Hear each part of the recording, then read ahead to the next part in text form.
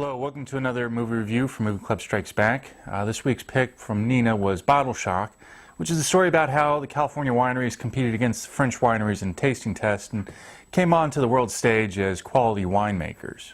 So I had heard of this movie, I'd seen it, but I never actually watched it, and I probably would have given it a pass except for Movie Club. So that was a good choice because it is actually a good film. Enjoyed watching it.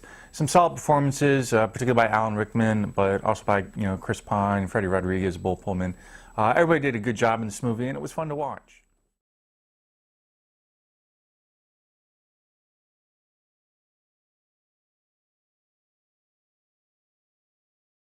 Now, I'm not a big wine drinker. I do enjoy a glass every once in a while, and I know what I like. So the movie didn't speak to me on a personal level, but I lived in Northern California. I'd been to those wineries, so it was interesting to see the backstory. I'm going to start off by saying I think there was one piece of this movie that they were particularly weak on, and that was the way they tried to tie all the sub-stories, all the subplots into the main story. Of course, the main story being how the California wineries were competing against the French wineries and trying to come onto the world stage for being quality vintners. But all the secondary plots, Chris Pine, the wayward son who doesn't really have a purpose in life and he's kind of grow up.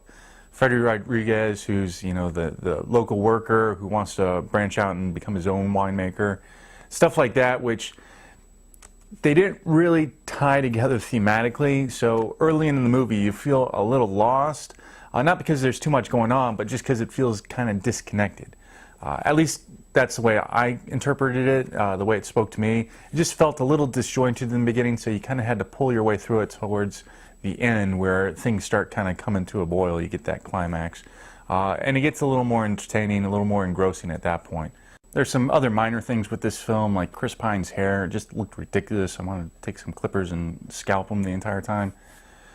Freddie Rodriguez is not used nearly enough. He's a good actor, and for some reason Hollywood can never just seem to get a hold of this guy and use him right. The love triangle, didn't really see a need for that. It kind of took away from everything else. It didn't add anything to the story, so I don't know why they wasted screen time on it.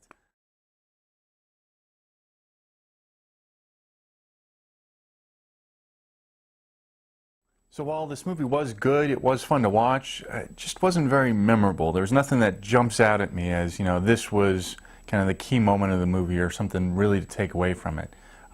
Good performances all around, at least solid performances, particularly by Alan Rickman, who's always fun to watch.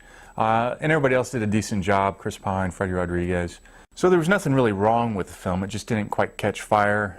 Nothing really kind of gripped me and took me into the story. It was fun to watch, and I think if you're someone who loves wine, you're probably going to like this movie a little bit more, so that would be a reason to watch it. Two, if you're a big fan of Northern California and you like those landscapes, because they show a lot of those and they're gorgeous every single time, because it is pretty country, that would be a reason to watch this film. Three, if you just like watching the French get trumped, and that's a plus for me, so that's another reason to watch this movie.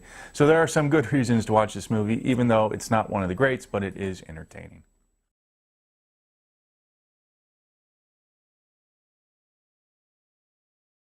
So that's what I have to say about Bottle Shock. Not the best movie out there, but certainly not the worst. Very entertaining, worth the price of admission, and certainly worth viewing at least once. Particularly if you enjoy wine or the history of Northern California. So go ahead and see what everybody else had to say about this film at #MovieClubStrikesBack, and subscribe to those channels because they always got great things to say. Subscribe to this channel if you like, and until next time, keep doing what you do. All right, before we go, we're going to take a moment to indulge in one of my favorite pastimes, which I think, considering the theme of the film, is somewhat appropriate, and that's, of course, making fun of the French. Do you know how many Frenchmen it takes to screw in the light bulb? Just one. One to stand there and hold it while the rest of the world revolves around them. Do you know how many Frenchmen it takes to defend Paris? Nobody knows. They've never tried. Why don't they use fireworks at Euro Disney? Well, every time they shoot them off, the French try to surrender to somebody. Why do French tanks have rearview mirrors? So they can see the battle. Found on eBay, French military rifle. Never been fired, dropped once. Why do the French love perfume so much? Well, have you ever tried making love to a French woman? What's the most commonly used French expression? I give up. Why do Frenchmen all have mustaches? To remind them of their mothers. How many French jokes are there? About 60 million.